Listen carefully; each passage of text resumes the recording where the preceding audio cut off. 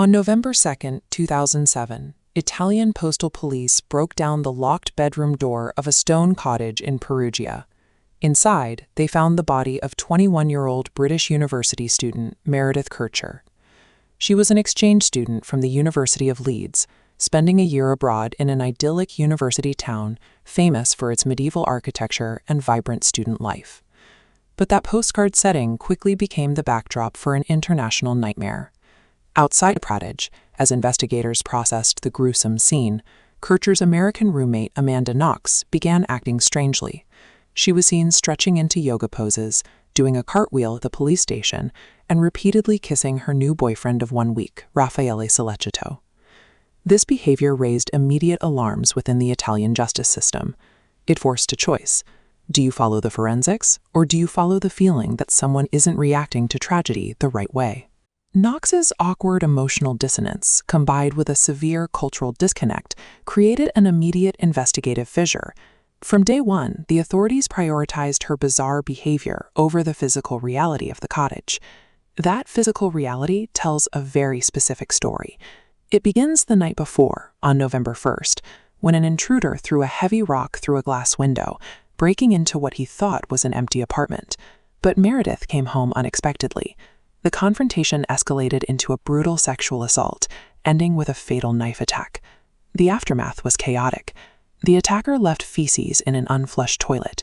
He then covered Meredith's body with a duvet, locked her bedroom door from the outside, and then fled the scene.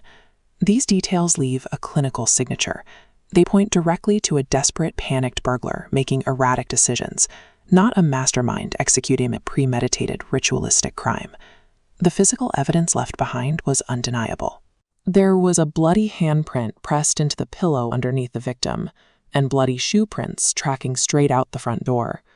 Those prints, along with DNA recovered directly from the victim's body, definitively matched a man named Rudy Guade. He was a local transient with an established history of breaking into houses. But the police were already fixated on Amanda Knox.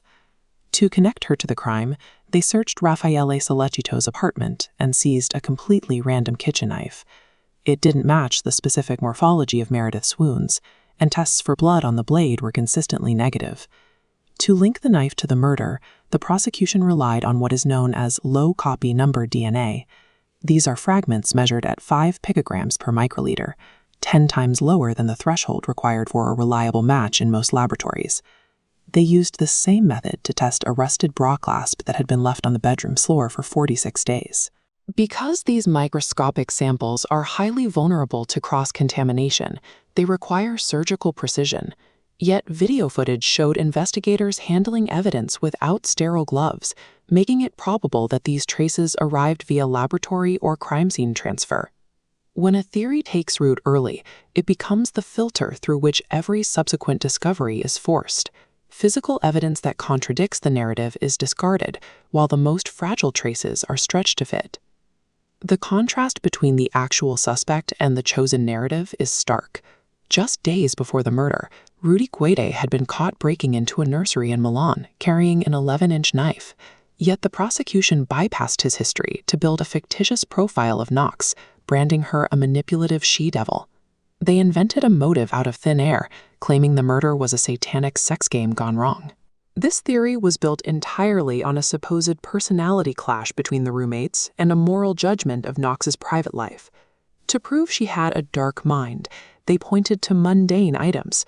They cited a joke pink vibrator found in her toiletry bag and weaponized her childhood soccer nickname, Foxy Knoxy, presenting both as signs of a depraved character. Then came the interrogation. Over 54 hours, police questioned Knox without a lawyer. They fed her a false HIV diagnosis to map her sexual history and pressured her until she broke, falsely implicating her boss, Patrick Lumumba, in the crime. While Knox was breaking down under coercion, the actual killer was fleeing the country. Guade took a train to Germany, where he hopped on a Skype call and lied, placing the blame directly on Knox and Sollecito. The police's narrative provided the fuel, and the international media provided the engine. Together, they built a monster out of a 20-year-old student, letting the clinical profile of the actual offender vanish under the weight of a far more profitable story. the legal results were starkly divergent. Rudy Guede, whose DNA and fingerprints were all over the crime scene, was eventually sentenced to 16 years. Meanwhile, Knox and Salicito, despite the lack of a murder weapon or blood evidence, received initial sentences of 26 and 25 years respectively. The international press fueled this disparity by abandoning journalistic integrity.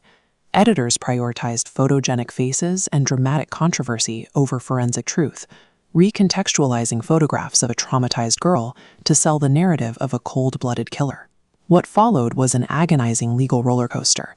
Knox and Salicito endured 8 years of appeals and flip-flopping guilty verdicts before finally receiving a definitive exoneration by Italy's highest court in 2015. But exoneration does not erase history. The stigma of the false profile, along with a lingering slander conviction for that coerced accusation against Lumumba, continues to haunt Knox today. The tragedy of Meredith Kercher is compounded by a justice system that succumbed to its own internal narratives. When authorities stop investigating a crime scene and start directing a movie, truth is the casualty. And it proves that strange behavior is never a substitute for hard forensic science.